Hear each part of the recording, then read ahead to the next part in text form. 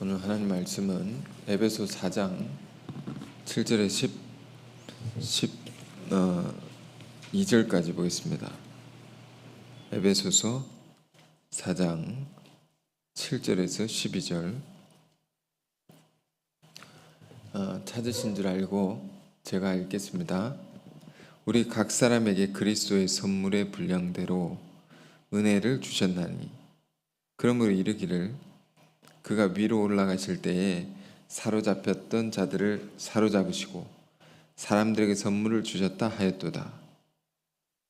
올라가셨다 하였은즉 땅 아래 낮은 곳으로 내리셨던 것이 아니면 무엇이냐? 내리셨던 그가 곧 모든 하늘 위에 오르신 자니 이는 만물을 충만하게 하려 하심이라. 그가 어떤 사람은 사도로, 어떤 사람은 선지자로, 어떤 사람은 복음 전한 자로, 어떤 사람은 목사와 교사로 삼으셨으니 이는 성도를 온전하게 하여 봉사의 일을 하게 하며 그리스도의 몸을 세우려 하심이라. 아멘. 자, 오늘 말씀의 제목은 그리스도의 몸을 세우려 하심이라. 지난주에 이어서 에베소 4장 말씀을 함께 보겠습니다. 참으로 감사하게도 오늘은 오늘 예배는 예배 후에 권사 임직식을 하게 되었는데요. 감사하게도 제가 의도한 바는 아니지만 이 말씀을 보게 되었습니다. 은사, 직분에 관한 것인데 이 말씀 보게 된 것이 하나님의 깊은 예정이 아닌가 생각이 됩니다. 지난 시간 본 것을 좀 생각해 볼까요? 사도 바울은 그리스도 교회에 관해서 하나라는 말을 강조했습니다. 몸이 하나요, 성령도 하나요, 한 분이시요, 또 소망도 한 소망 안에서, 주도 한 분이시요, 믿음도 하나요, 세례도 하나요, 하나님도 한 분이시니. 이 하나라는 말이 7개나 적혀 있습니다. 이 교회의 일치, 연합, 이것을 강조하는 것이죠. 이 교회가 분열하면 안 되니까 교회 안에 온 지체들이 하나 되어야 함을 지금 강조한 말씀인 것입니다. 근데 그리스도의 몸은 하나라는 것. 하나지만, 교회는 하나지만 그래도 또 뭐가 있습니까? 그 속에는 다양성이 있는 거죠. 다양성이라는 것은 은사가 다양하다, 그 직분이 다양하다라는 의미를 담고 있는 것입니다. 지금 바울이 지금 에베소서 4장에서 교회를 얘기하고 있습니다. 이 교회를 얘기하는 것은 매우 깊은 이유가 있는 것인데요. 우리가 여기서 말하는 교회라는 것은 단순히 이 건물에 와서 예배드리는 그 장소로서의 교회만을 의미하는 것이 아닙니다. 교회는 무엇인가 하니 하나님의 역사 속에서 하나님의 구원의 계획을 따라 누가 오셨습니까? 이 땅 가운데 하나님의 아들이 오셨죠. 아들이 오셔서 우리를 위해 우리 죄를 대속하시고 이 구속 사역을 이 땅에서 다 이루시고 교회를 세우신 것입니다. 근데 이 교회를 세워서 이 교회를 기초로 삼아서 하나님께서 뭘 하시려고 하는 것일까요?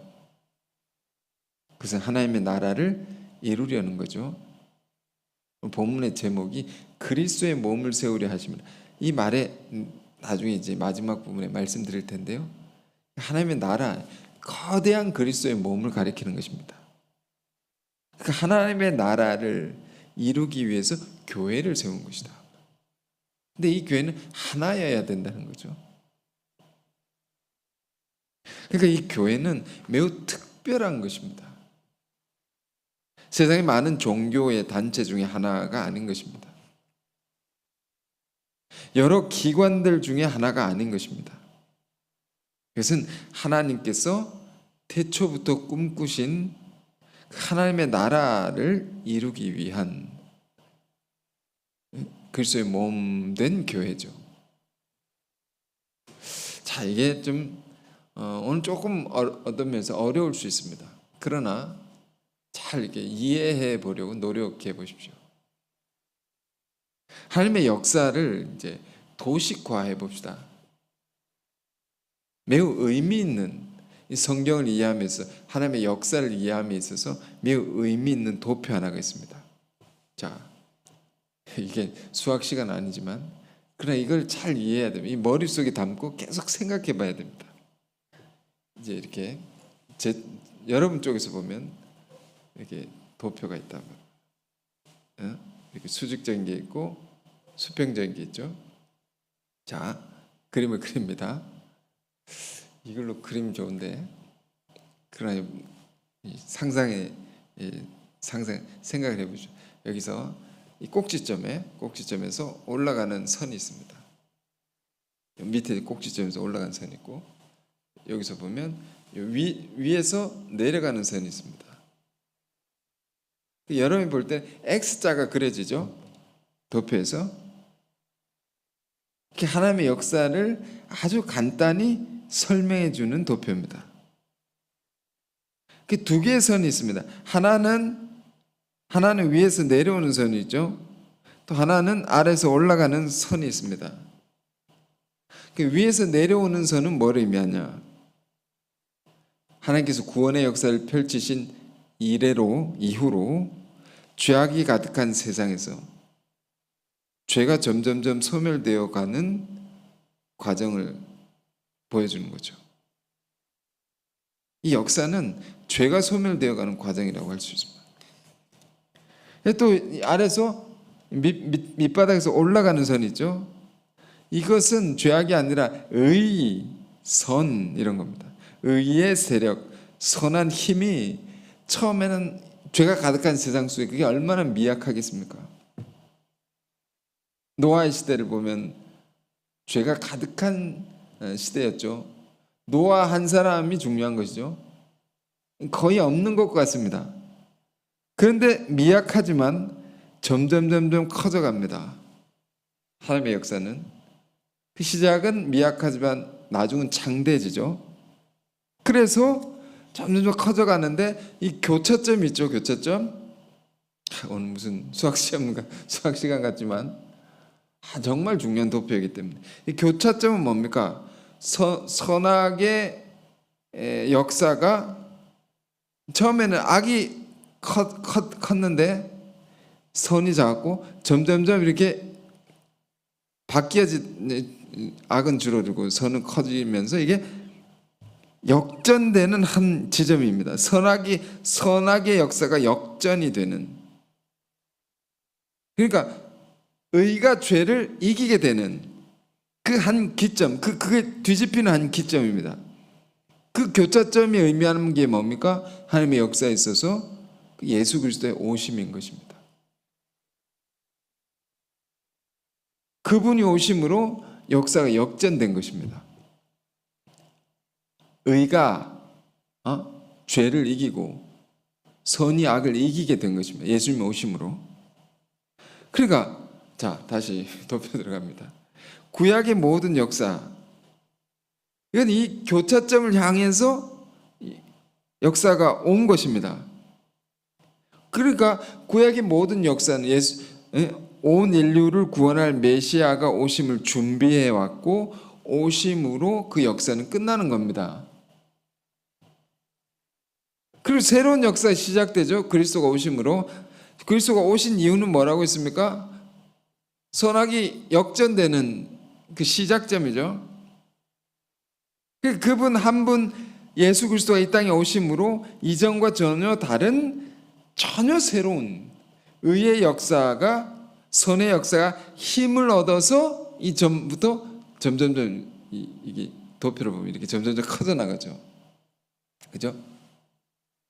이걸 그려보면 더 잘 설명할 수 있는데 좀 아쉽지만, 그러니까 의가 더 가득해진 것, 점점점 커져가는 것입니다.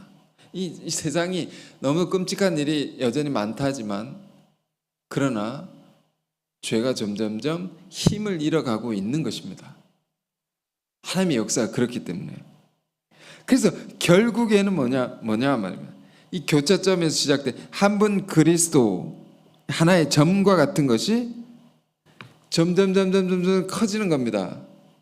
커져서 확대가 되어서 그리스도가 거대한 그리스도가 되는, 거대한 그리스도의 몸이 이루어지는, 이 역사의 마지막은 뭡니까? 그리스도의 거대한 몸입니다. 거대한, 이건 조금 어려운 말, 신학적으로 우주적 그리스도론이라고 하는데, 그래 이때가 되면 죄악의 역사는 다 소멸되고 죄가 사라지면 이 세상에 하나님의 의와 생명, 은혜 이런 것만 가득한 세상을 뭐라고 합니까? 하나님의 나라가 이루어진다. 그러니까 우리가 하나님의 나라가 이루어진다는 것은 그리스도의 몸과 같은 교회의 성장을 의미합니다.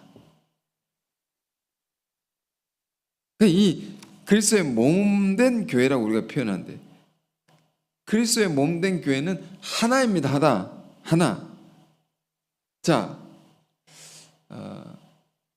서두에도 말씀드렸지만 하나라는 말이 7번 쓰여졌다고 했죠. 아니 지금 보면 교회가 얼마나 많습니까? 수백, 수천, 수만 개, 수백만 개, 셀 수도 없이 많죠. 이 지구상에 많은 교회들이 있지만, 그러나 성경 우리가 공부해 보면, 역사를 공부해 보면 온전한 교회가 나오게 되면, 온전한 그리스도의 몸된 공동체가 나오게 되면 그것을 따라서 다 취합되고 합류되고 통일되어서 결국에는 하나의 큰 교회가 이루어진다. 하나님의 나라가 오는 것입니다. 그렇게. 이것이 바울이 말하는 원 호프, 한 소망이라는 것입니다. 인류는 이 하나의 소망을 향해서 계속 나아가고 있는 것입니다. 여러분, 세상에 아무리 크고 많은 일들이 있다 할지라도, 역사도 세속사가 있죠. 세상의 역사가 있죠. 중요한 것은 구속사죠. 하나님의 구원의 역사단 말입니다. 결국에는 이 세상도 점점점 어떻게 됩니까? 방금 말씀드린 하나의 소망을 향하여, 하나님의 나라를 향하여, 하나의 그리스도의 몸된 교회가 이루어지는 것을 위하여 이 세상도 기여하게 되는 것이고 참여하게 되는 것이고 다 바뀌어져서 하나의 그리스도 공동체가 된다 말입니다. 이게 역사입니다. 이게. 그러니까 교회가 얼마나 중요하냐. 단순히 이제 부모님 따라와서 내가 다닌다, 그런 단순한 의미가 아닙니다. 우리 동네 교회 다닌다, 그런 차원의 그 장소적인 의미가 아니다 말입니다. 하나님 나라를 이루는 데 있어서 유일하고 가장 중요한, 조금 어려운 말로 전위대라고 합니다. 전위대. 전쟁을 치르면 이렇게 막 무턱대고 이렇게 싸우는 게 아니고 먼저 앞서서 선도적으로 나가서 길을 만들어주는 이 앞에 그 팀이 있습니다. 병사들이 있습니다. 그 팀, 그룹이 있습니다. 전위대라고 하는데 교회가 그런 것입니다. 하나님의 나라를 이 땅에 이루어가기 위해 제일 앞서서 선도적으로 그걸 이끌어가는 중요한 그룹이다 말입니다. 근데 그 교회가 어떠냐? 한 분 주님 안에 하나의 몸인데, 그러니까 그 안에는, 그 교회 안에는 뭐가 있습니까? 다양성이 있다 말입니다. 이 다양성은 다시 말씀드리지만 교회 안에 다양한 은사, 직분을 가리키는 것이라고 했습니다. 여러 가지죠. 여러 가지 기능과 역할을 하는 다양한 교회를 주님의 몸된 교회를 섬긴 지체들이 있고 은사가 있죠. 여러분 다 잘하는 게 다 다르지 않습니까? 응? 저 사람이 잘하는 것과 내가 잘하는 건 다르지 않습니까? 그 하나님이 주신 그걸 은사라고 하는데 카리스마라고 하죠. 헬라어로. 그것 그 은사를 따라서 내가 열심히 교회를 봉사하는 그 직분이 있는 것입니다. 은사를 따라서. 근데 이 직분 은사라는 것은 어떻게 우리에게 주어지게 되는 것입니까? 오늘 본문의 말씀이 이렇게 시작했습니다. 4장 7절에 우리 각 사람의 그리스도의 선물의 분량대로 은혜를 주셨나니. 이렇게 우리가 은사를 받는 겁니다. 그러니까 우리가 은사, 하나님이 주신 은사, 카리스마를 받았다는 것은 정말 특별한 것이고 정말 소중한 것이다라는 것을 지금 바울이 4장에 설명하는 것입니다. 선물이라고 했죠. 선물. 그러니까 교회 안에서 여러분 뭔가를 섬길 수 있다는 것은 너무 큰 복입니다. 직분이 있다는 것은 너무 소중한 것입니다. 시편 84편 시편에 이런 소중한 말씀이 있는데요. 시편 기자는 이렇게 말했습니다. 주의 궁정에서의 한 날이 다른 곳에서의 첫날보다 나은즉 악인의 장막에서 사는 것보다 악인의 장막에서 배부르게 먹고 화려하게 사는 것보다 하나님의 성전 문지기로 있는 것이 더 좋사오니. 참 좋아하는 시편 9절 중에 하나인데요. 그렇죠. 밖에서 세상에서 아무리 좋은 직장을 가지고 많은 것을 누린다 할지라도 그보다 더 중요한 게 뭐냐? 주의 몸된 교회를 섬기는 직분입니다. 지금 믿는 자들 안에 주어지는 은사, 직분에 관해서 바울은 그리스도의 선물의 분량대로 은혜를 주셨나니. 그리스도께서 막 나눠주시는 겁니다. 선물을. 이건 마치 뭐가 같으냐면 옛날에는 왕이 있었던 시대에 왕이 자기 생일이 되면 너무 기쁘니까 다 같이 기뻐하기를 원하니까 그런 큰 경사가 있을 때 잔치를 벌입니다. 잔치를 벌이면 참여한 사람들에게 막 호의를 베풉니다. 선물을 막 좋은 걸 다 나눠주죠. 그런 의미와 같은 것입니다. 그리스도께서 막 좋은 선물을 막 나눠줍니다. 우리에게. 그게 은사란 말입니다. 근데 이것은 은혜로 주셨다는 거예요. 선물이라는 단어, 은혜라는 단어, 이게 중요한 것인데 이제 마태복음 20장에 보면 포도원 품꾼의 비유를 보면 본문을 조금 더 깊이 이해할 수 있는 한 비유인데요. 예수님이 주신 비유죠. 그 비유가 어떻게 됐습니까? 주인이 포도원에 나가서 사람들을 불러서 일을 시킵니다. 일을 하고 일을 시켰으니까 돈을 주죠. 품삯을 줍니다. 그런데 아침에 일찍 온 사람이 있고 좀 점심 때 온 사람이 있고 마칠 때 하루 끝날 때 오는 사람이 있죠. 근데 여러분 다 그 비유를 잘 아시니까 어떤 일이 일어납니까? 이 비유 속에 하루의 그 마지막에 일과가 끝날 때 와가지고 일하러 온 자가 있는 것입니다. 그런 사람에게 아침부터 일찍 와서 종일토록 일한 사람에게 주는 품삯과 똑같은 품삯을 주죠. 이 비유 정말 어려운 비유입니다. 우리가 알았다 하지만 제대로 알았는가? 모를 수 있습니다. 근데 이 비유의 핵심 포인트는 뭡니까? 놀라운 은총에 관한 것입니다. 이 포도원이라는 것은 하나님의 나라, 하나님의 구원의 역사가 이루어지는 현장을 가리키는 거죠. 그 포도원에서 일꾼을 불러가지고 쓴단 말입니다. 그러니까 우리가 포도원의 부름을 받는 거, 우리가 하나님 나라의 역사를 위해서 부름을 받아서 일할 수 있는 거, 그 직분을 가지고 섬길 수 있는 그 자체가 하나님의 엄청난 은총을 받은 것이고 그 은총 안에서 우리가 살아가고 헌신하는 것임을 깨달아야 된다. 이 자체가 참 안타까운 것은 교회 안에 직분이 없는 사람이죠. 어떤 모양이라도 직분을 가져야 됩니다. 사모해야 됩니다. 근데 이 직분이라는 것은 하나님 예수님의 피값으로 희생을 통해서 우리에게 주어진 선물이라는 거죠. 이 교회를 섬기는 자들이, 직분을 받은 자들이 이걸 잃어버리면 안 된다.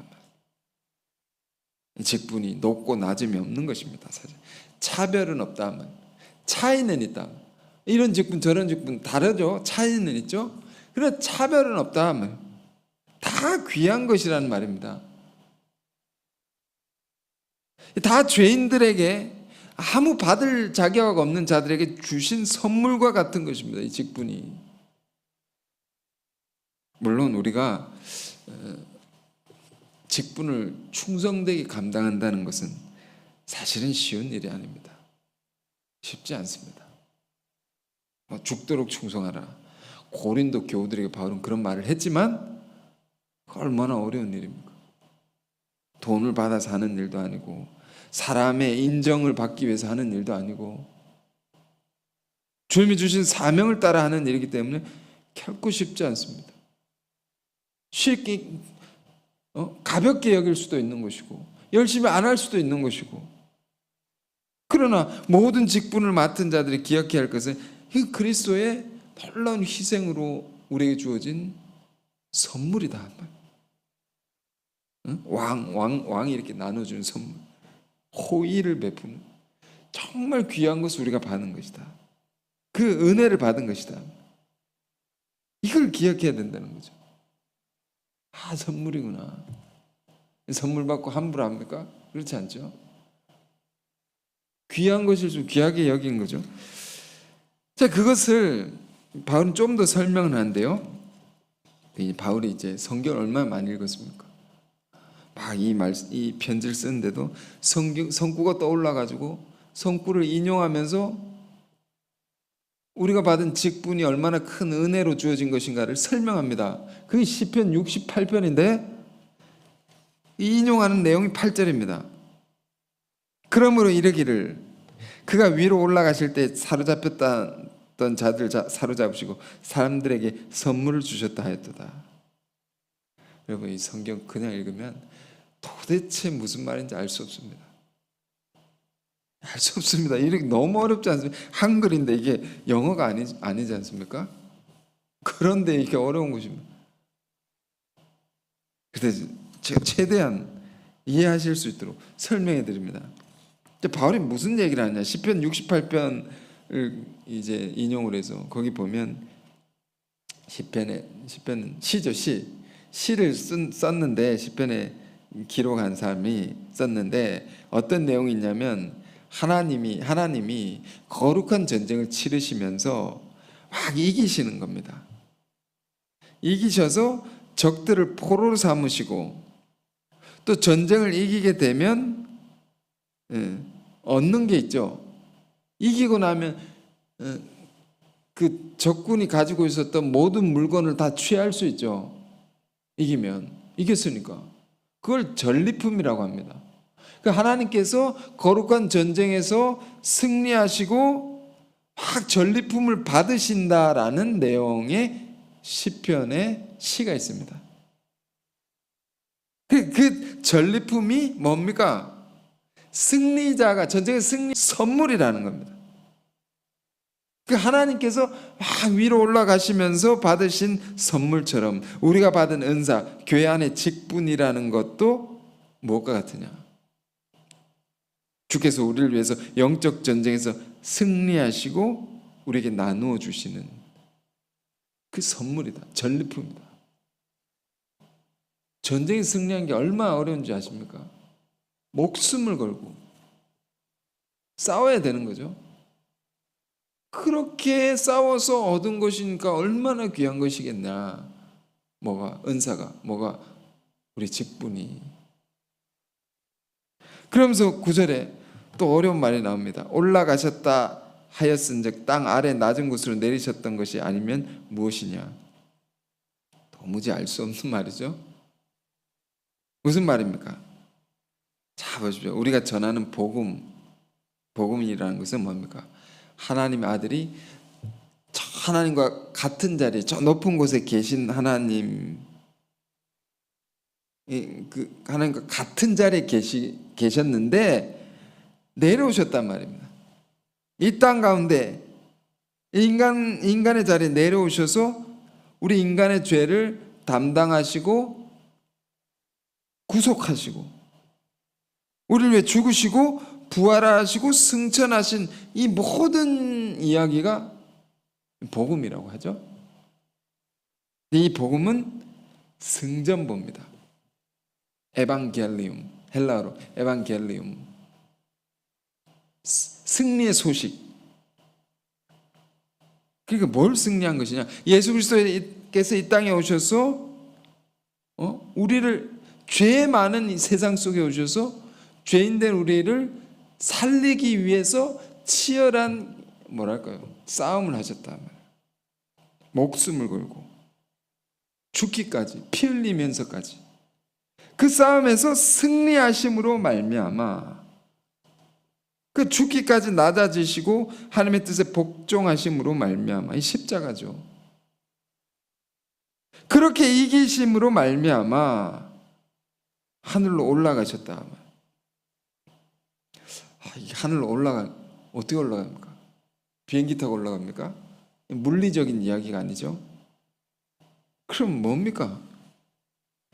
우리가 그리스도를 얘기할 때 그리스도는 낮아지심으로 높아지신 분이다, 이렇게 표현하죠. 이 말을 잘 이해해야지 이 구절이 이해가 됩니다. 올라가신 것은 우리를 위해 낮아지심으로 높임을 받은 것이 아니냐 말이에요. 그러니까 올라가셨다는 것은 내려오셨기 때문에 올라간 것이 아니냐. 우리를 위해 희생하시고, 그러니까 우리가 이런 것 같습니다. 좀 우리 아이들도 와 있으니까 좀 더 쉽게 설명할게요. 부모님 사랑하지 않습니까? 부모님이 나를 위해서 섬기고 희생하고 고생하지 않습니까? 그거를 어릴 때는 못 깨닫다가 철이 들면 나를 이렇게까지 사랑하셨구나 라는 걸 알게 되면서 부모님을 철이 들면 어떻게 돼요? 존경하게 되죠. 올라가는 겁니다. 내려가는 건 뭡니까? 이렇게까지 희생하셨구나라는 걸 깨닫는 겁니다. 그리스도께서 우리를 위해서 내려오심으로 올라가셨단 말입니다. 낮아지심으로 높임을 받으셨단 말입니다. 10절 내리셨던 그가 곧 모든 하늘 위에 오르신 자니 이는 만물을 충만하게 하려 하심이라. 그 내려오신 건 왜 내려오시냐? 하나님과 같은 분이 이 땅에 오셔서 왜 그런 고생을 하시고 고난을 받으시고 피 흘려 죽기까지 하셨느냐? 우리를 위해서. 우리를 위해서 이 온 세상에 만물 모든 이 세상을 충만하게 하시려고. 충만은 가득 채워지는 거죠. 뭐가 가득 채워지는 것일까요? 주님의 은혜, 주님의 사랑이 가득 찬 세상으로 바꾸시려고. 그러기 위해서 주께서 우리를 위해서 자기를 낮추시고 비우시고 희생하셨다. 이걸 뭐라고 합니까? 이건 헬라어로 케노시스. 고린도후서 8장 9절에 이런 말씀이 있습니다. 그리스도는 부요한 자이셨지만 우리를 위해 스스로 가난해지심으로 우리를 부요하게 하셨다. 이 부요함이 충만입니다. 이 만물을 충만하게 하시려고 내려오시고 그리고 우리를 올라가시다. 내려오시고 자, 이해되셨죠? 되신 줄로 믿습니다. 이거 왜 이 어려운 얘기를 왜 합니까? 바울이 10절까지 얘기하려는 것은 뭡니까? 그렇게 해서 우리에게 주신 것이다. 그리스도께서 은사를. 이 엄청난 희생과 비용과 눈물과 피 흘림으로 우리에게 주신 것이 직분이고 은사다. 얼마나 귀한 것이냐 이게. 주께서 우주적인 싸움을 싸워 이기셔서 하늘로 올라가면서 이제 받으신 전리품처럼 막 나눠준단 말이에요. 직분을 우리가 나누어서 받게 됐다. 그러니까 우리가 받은 직분은요, 여기서 뭘 깨달아야 됩니까? 한 가지 더. 사람에 의해서 우리가 맡은 직분이 아닙니다. 아니라는 겁니다. 이 땅의 누군가에서, 물론 교회의 지도자들이 그 직분을 정하고 그렇게 그런 절차가 있겠죠. 사람이 하는 그 부분이 있겠죠. 그러나 그를 통해서 하나님이 하신 것이다. 하늘로부터 주신 은총인 것이고 선물이다라는 것을 바울이 이렇게 강조하고 있는 것입니다. 자, 그러니까 그가 11절 그가 이제 나눠 주셨는데, 은사 선물을 막 나눠 주셨는데, 그가 그 누가 나눠 줘? 그가 누굽니까? 그리스도입니다. 그리스도. 영적 싸움에서 승리하신 그리스도가 어떤 사람은 사도로 이 직분을 주시고, 어떤 사람은 선지자로 이 직분을 주시고, 어떤 사람은 복음 전환자로 이 직분을 주시고, 어떤 사람은 목사 교사를 삼으셨으니 각각의 다 다른 직분을 주셨다. 은사에 따라서. 여기는 이렇게 되는데, 여러분 잘 아시는 고린도 전서 12장, 로마서 12장에는 직분 은사가 굉장히 자세하게 되어 있죠. 더 자세하게 되어 있죠.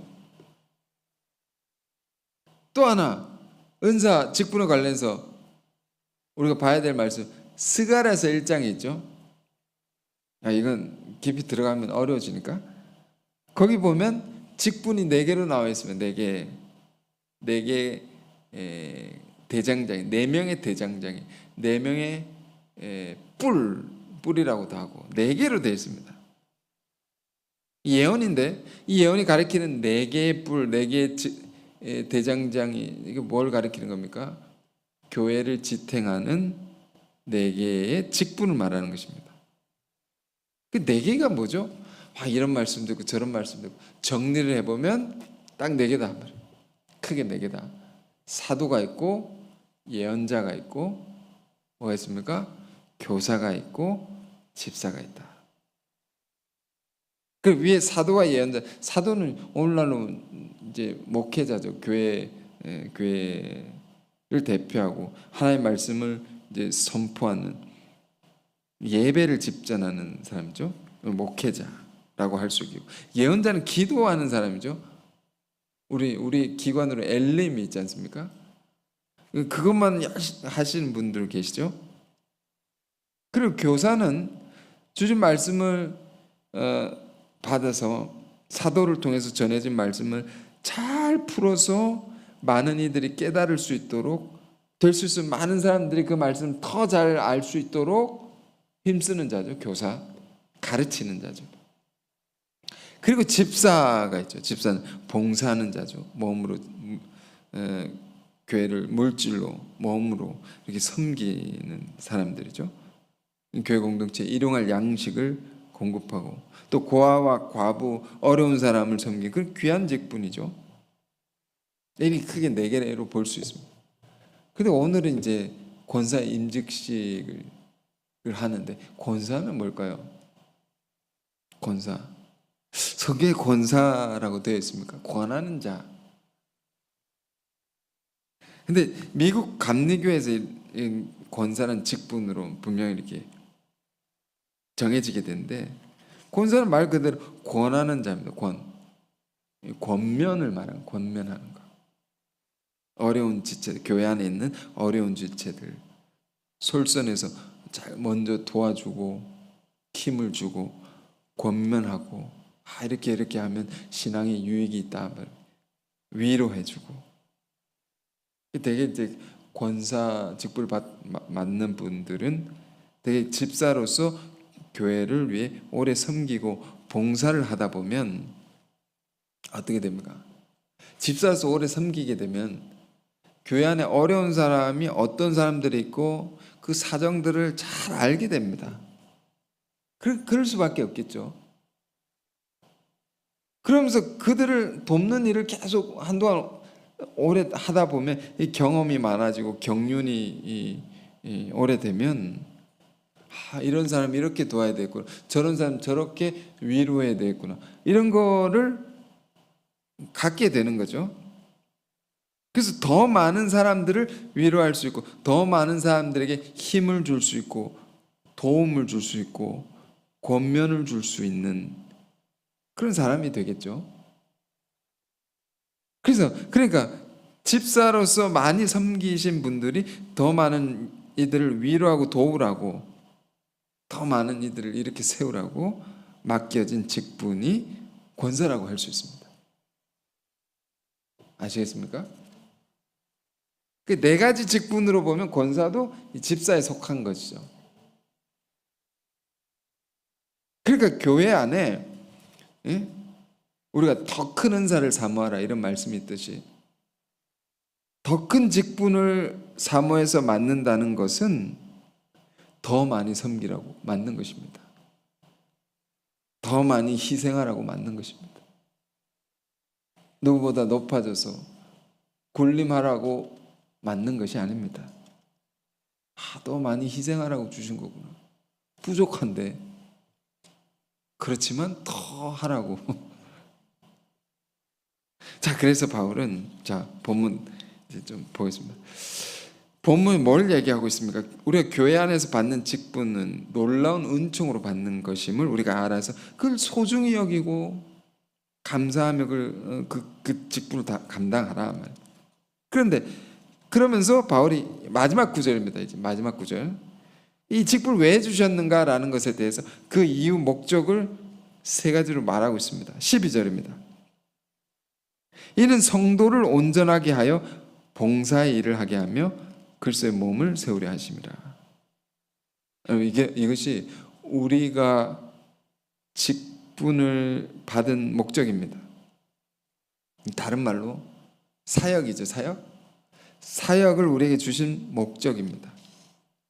세 가지. 첫째, 성도를 온전하게 하는 것이다. 자, 이 말을 세 가지를 잘 붙들기 바랍니다. 성도를 온전하게라는 게 뭘까요? 이게 좀 우리가 성경을 잘 이해하려면 원어를 잘 이해해야 됩니다. 이 헬라어 원어로, 성경 원래 헬라어로 쓰여진 것이거든요. 원어의 의미를 보면 이 온전하게 하다는 이 말의 이 말이 굉장히 독특한 단어로 쓰여져 있습니다.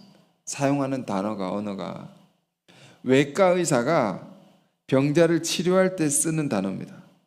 예를 들면 어떤 사람이, 멀쩡한 사람이 길을 가다가 교통사고를 당했다. 끔찍한 큰 사고를 당했다.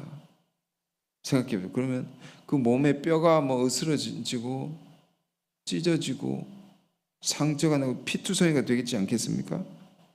그런 사람 응급실에 빨리 데려가가지고 의사가 어떻게 합니까? 요즘 의사분들이 좀 어려움을 겪고 있지만 응급실에 의사가 어떻게 합니까? 그거를 뼈가 으스러진 걸 빨리 이렇게 맞추고, 틀어진 걸 맞추고, 찢어진 피부를 꿰매고, 상처를 싸매고,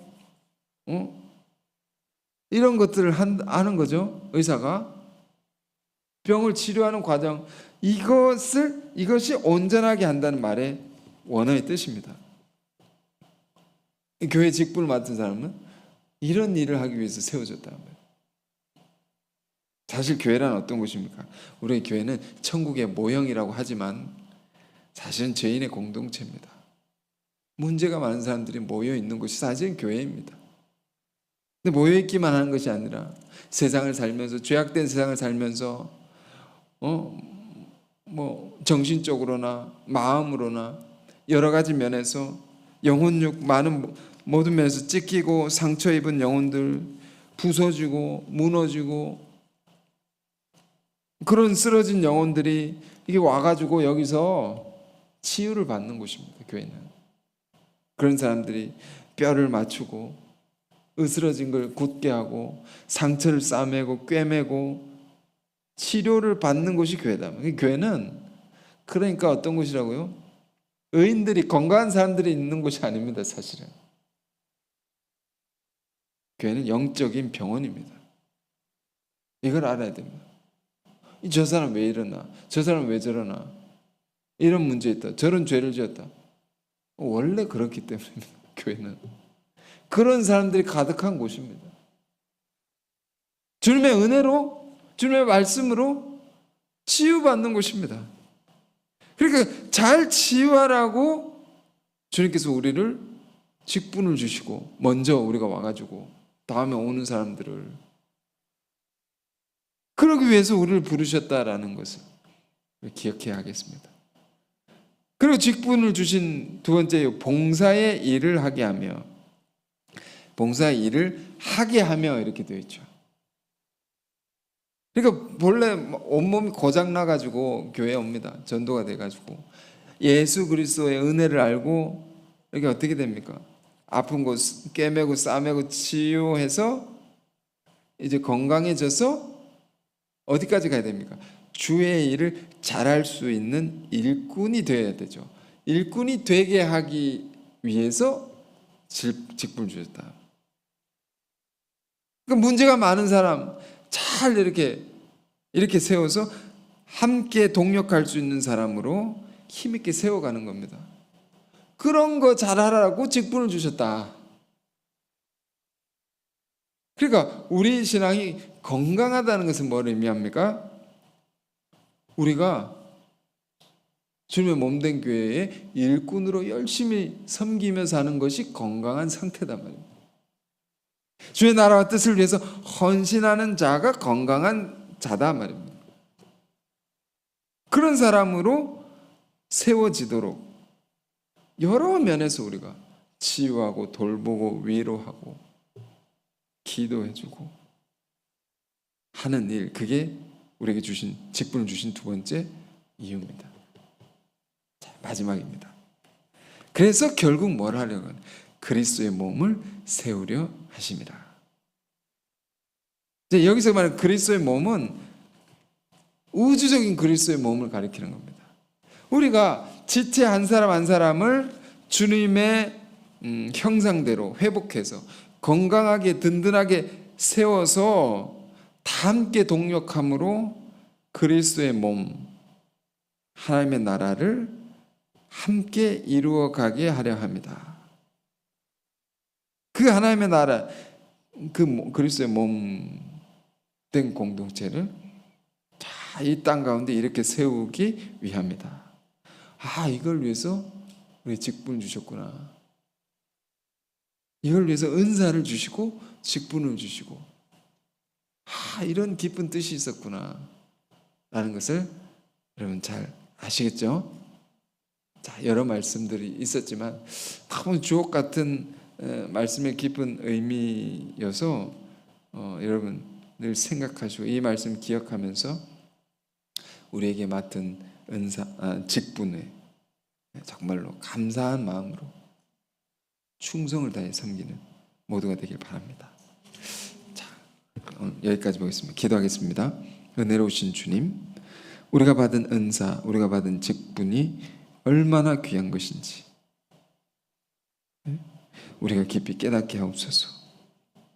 그리스도께서 우리를 구원하시기 위해 낮아지고 섬기시고 하나님의 뜻에 피 흘려 죽기까지 순종하심으로 그 말할 수 없는 치열한 영적 전쟁에서 승리하심으로 우리에게 값없이 주신 놀라운 은총의 선물이 직분이요 은사인 것을 주님 우리가 늘 기억하게 하시고 그러므로 늘 감사하며